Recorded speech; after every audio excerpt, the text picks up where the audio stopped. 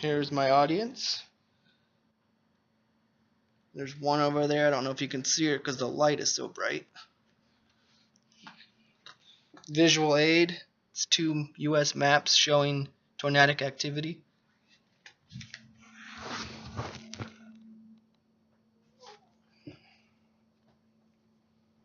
What can toss cars through the air, shred a path through towns, toss cows over the roadway, and travel at speeds faster than 70 miles per hour?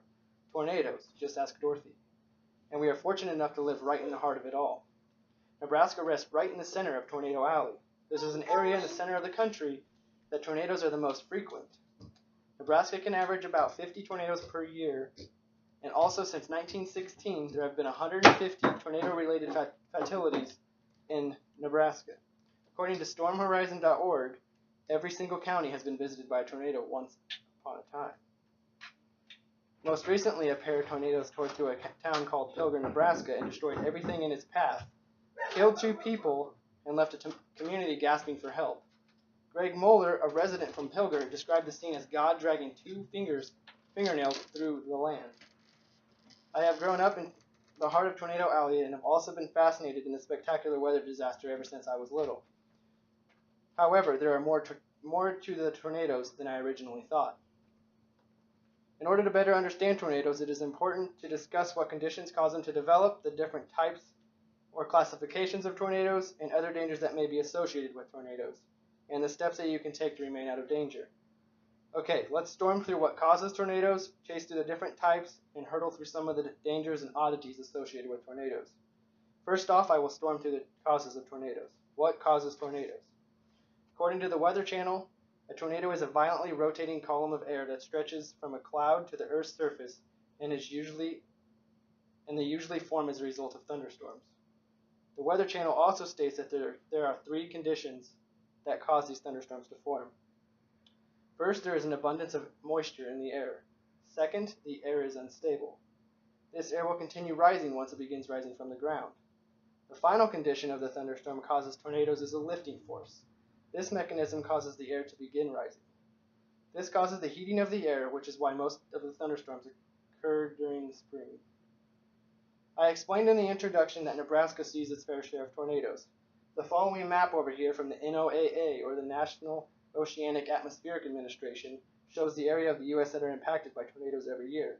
You can see that the highest number of recorded tornadoes are right here in the center, right where we're at, and we average about 51 tornadoes per year. Now that we understand what causes tornadoes, let's chase through the different types. Types of tornadoes. Weather researchers everywhere classify tornadoes based on a scale. The Enhanced Fujita Scale is a scale for rating tornado intensity. The scale ranges from an EF0 to an EF5, with an EF0 being the weakest and an EF5 being a monster. Now that we know that tornadoes are based on intensity, let's discuss the different types. There are supercell tornadoes. These tornadoes are produced from a supercell thunderstorm, and they are typically violent and remain on the ground for more than an hour. These tornadoes are vicious with having winds surpassing 200 miles per hour. The next type is a land spout tornado. These are typically less in intensity than that of a supercell tornado.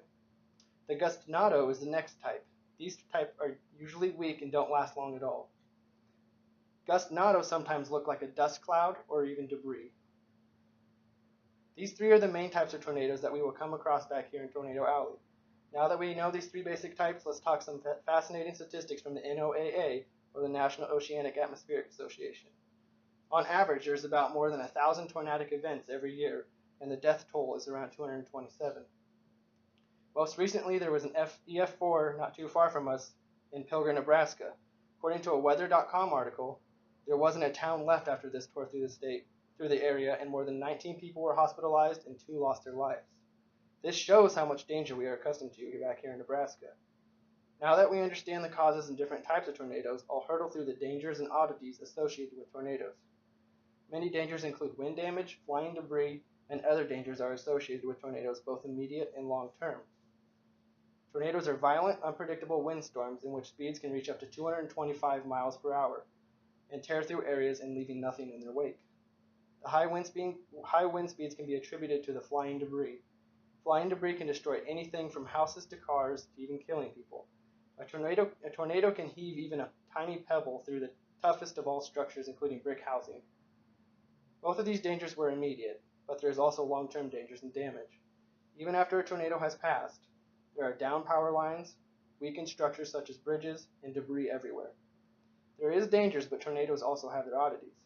One example was of a plucked chicken after a tornado went through the area. The chicken remained alive, but it was stripped of every single feather.